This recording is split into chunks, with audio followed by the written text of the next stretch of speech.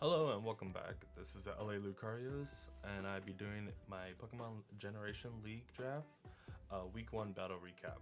Unfortunately, I wasn't able to record it live because I was not home, but I figured I'll still play the recap because it was kind of a funny game. So these are our teams, and unfortunately, since this is week 1, I don't know exactly what he's going to bring. He doesn't know what I'm going to bring. Honestly, I didn't even know what I was going to bring until last minute, so let's get down to it.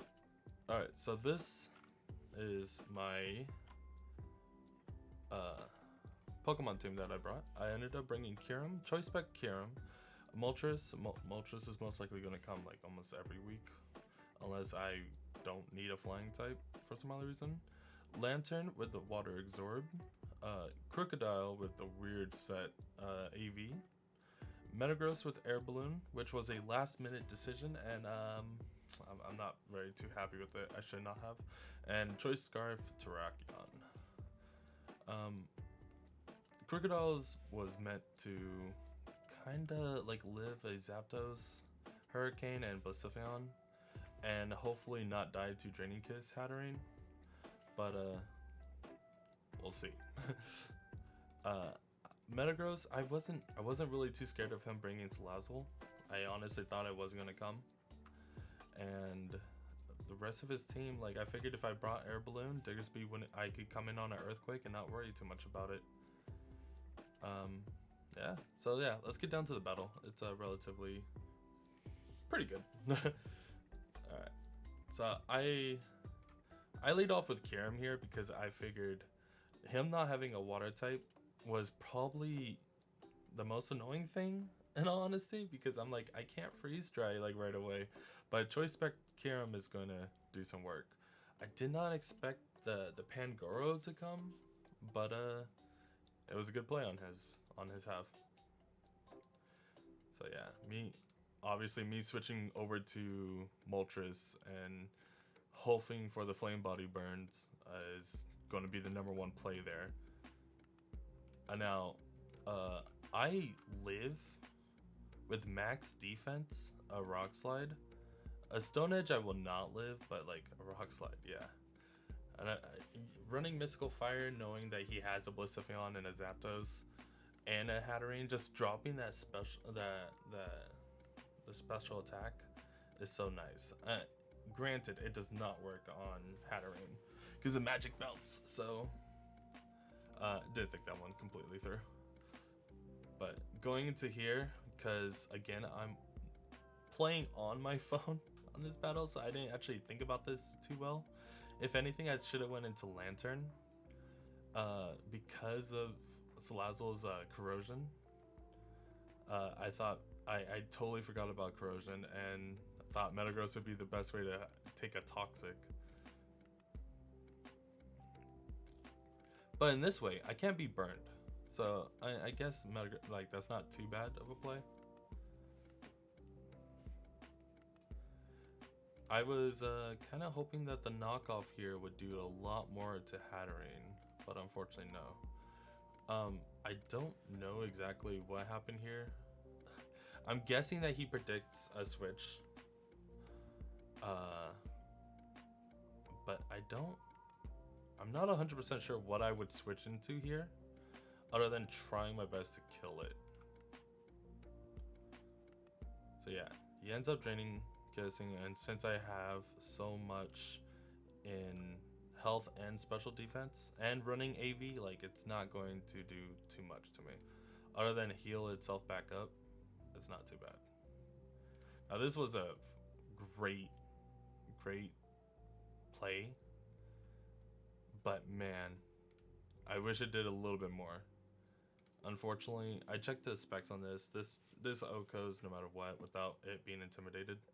So I was, in the moment, I was really thinking that like he's going to predict me to go into Moltres. Like I already did it once with Pangoro. He's not gonna he's not gonna Earthquake me. He's going to Stone Edge here. He's gonna predict the Moltres. So I stayed in thinking like I can eat this Stone Edge and just Earthquake it to death.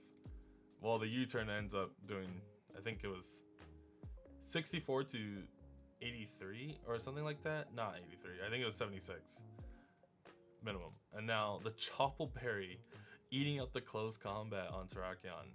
So my defenses drop and just ending up being able to be OHKO by a drain punch. It's like the most saddest thing ever, because I'm just like, oh no, I just lost my two biggest threats for Zapdos and Blacephalon. Like, oh no. And you don't want to ever be in that position where you're 4 mons deep to 6 and everything is relatively healthy. You got 3 mons that are damaged, but that's it. Like, that's not much. I predicted a switch here. Unfortunately, he called it and stayed in a rock slide. I'm faster than it, so I was like, I'll just kill this Pangoro. But him switching over to this, I went, okay, this is great, because now I can go into Lantern and eat this Shadow Ball up.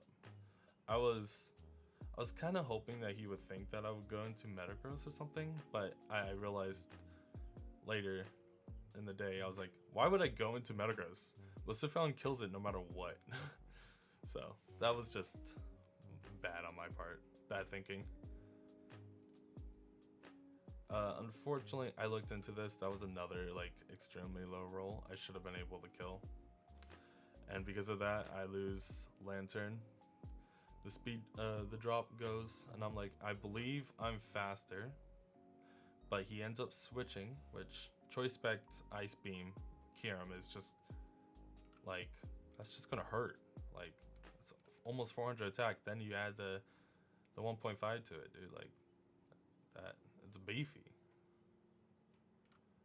So he goes into Salazzle and doubles back into Blacephalon, which I'm not 100% sure what he was thinking there, but you know, panic. We all do weird things when we panic.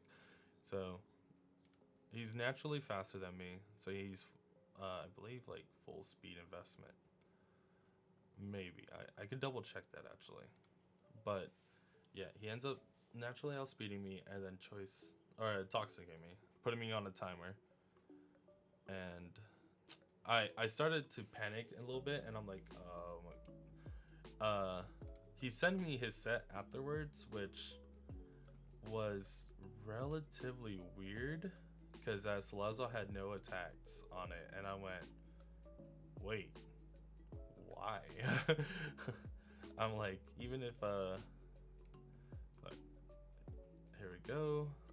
He had Toxic Will-O-Wisp, Protect, and Taunt, and I was like, this is a very interesting Salazzle set. He brought a mean team, which I kind of spoiled the ending. Sorry, but it's coming. Bullet Punch puts me on an even lower timer. That's highly unfortunate because I believe I could have just won there. I did find out that this Diggersby is scarfed, so unfortunately I would have died there. If I wasn't so low already, I would have been fine. But here's it. I'm playing on my phone outside in the Arizona heat, and literally I went, uh-oh. all my family was just like, what are you doing? I'm like, I'm getting memed on right now. I was highly praying on a Meteor Mash attack boost, so the second one can maybe do a lot, but no. Because if I would have got the attack boost on the first one, I think even if I got it on the second one, if I would have got it on the second one, it would have been a lot closer battle, but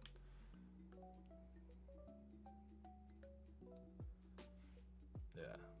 But Blunder Policy Zapdos really did a lot. He misses the Hurricane here, which I gambled and stalled anyway. But unfortunately, because he's faster than me, it's just a matter of time. Even if I was able to kill the Zapdos, it still would have been a 1-0 because he did put me on a timer with Toxic. He had Toxic on everything. It was so annoying. But hey, that's what you gotta do when you have or up against a stall team. It was a good play on his part. It was really fun battle. I'm not exaggerating, even losing to something like this. I love to lose when it comes to a mean team like this. You run Hurricane Zap Cannon Blunder policy to outspeed. I believe he can outspeed a Choice Scarf. Yeah, he can outspeed a Choice Scarf, Garum. Like that's amazing.